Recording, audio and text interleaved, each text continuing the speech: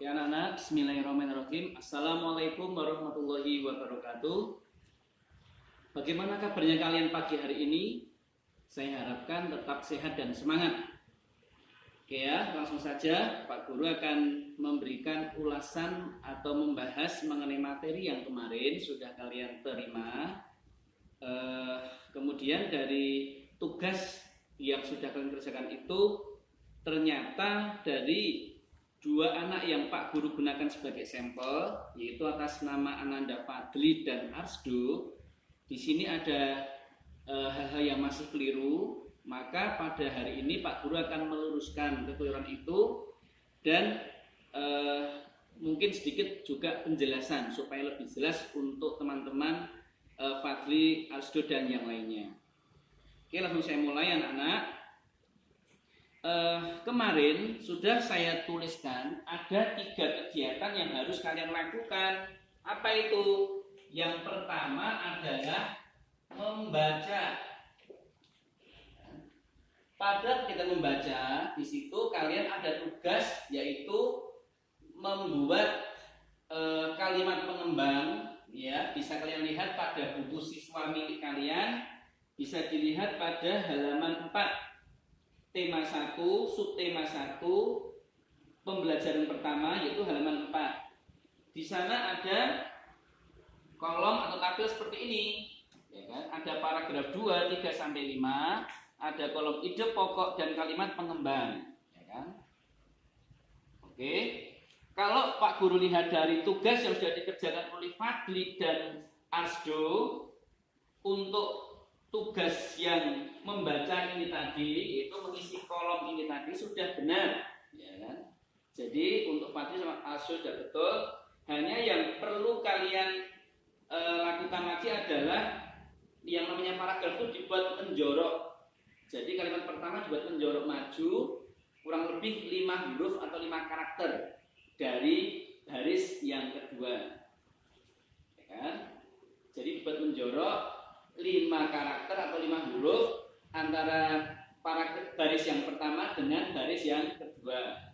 Kemudian yang kedua adalah untuk memulai suatu kalimat harus dimulai dengan huruf kapital anak-anak atau huruf besar. Jadi tidak boleh memulai kalimat habis titik. Memulai kalimat kok pakai huruf yang kecil, itu dalam bahasa Indonesia adalah kesalahan yang besar. Jadi harus huruf kapital. Oke ya. Jadi itu untuk Arsdo sama Fadli. Kemudian untuk yang lain mungkin saya jelaskan sedikit bahwa ide pokok contoh paragraf yang kedua, gerak pada manusia dan hewan menggunakan organ gerak yang tersusun dalam sistem gerak titik. Nah itu adalah namanya ide pokok. Kemudian kalimat yang kedua dan seterusnya itu adalah yang disebut kalimat pengembang. Gimana, jelas ya? Oke, jelas. Kemudian masuk ke yang kedua kemarin adalah menulis, ya. Pada buku siswa bisa kalian lihat pada halaman 5, ya kan?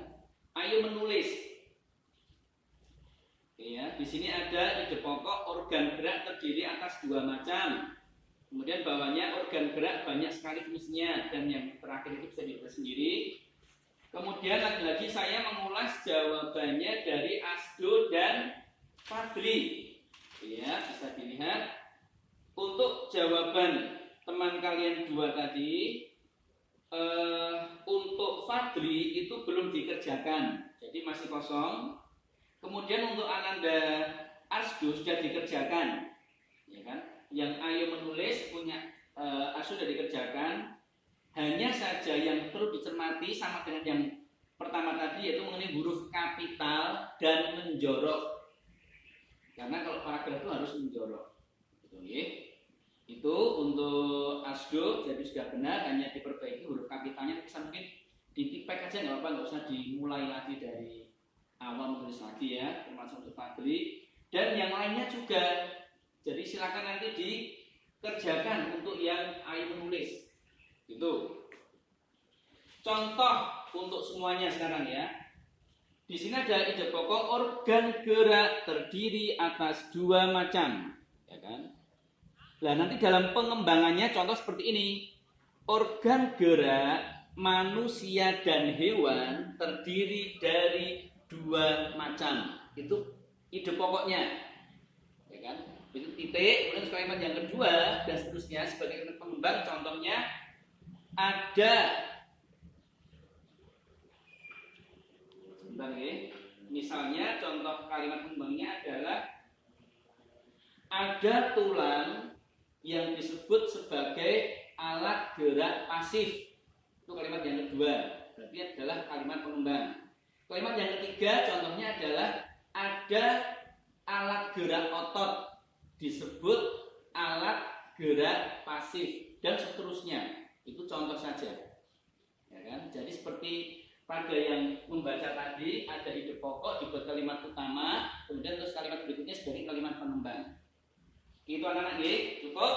Kemudian yang ketiga adalah kegiatan diskusi. Ya. Di sini bisa kalian lihat juga pada buku siswa yaitu pada halaman 6. Ya kan?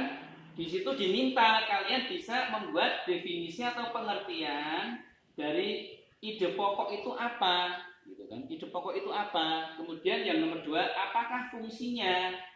Ya kan? Bagaimana cara menentukan ide pokok dari suatu bacaan?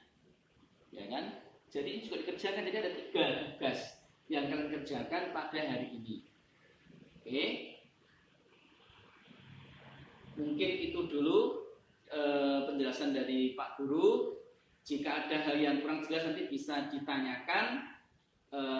Nanti akan saya kirim tugas ini setelah pengambilan video ini selesai. Dan perlu kalian ketahui bahwa ini saya meminta tolong sama Miss Ari. Jadi terima kasih Miss Ari atas waktunya dan kesempatannya bisa membantu saya. Terima kasih. Sampai di sini anak. Salam semangat dan tetap sehat. Saya tutup. Assalamualaikum warahmatullahi wabarakatuh.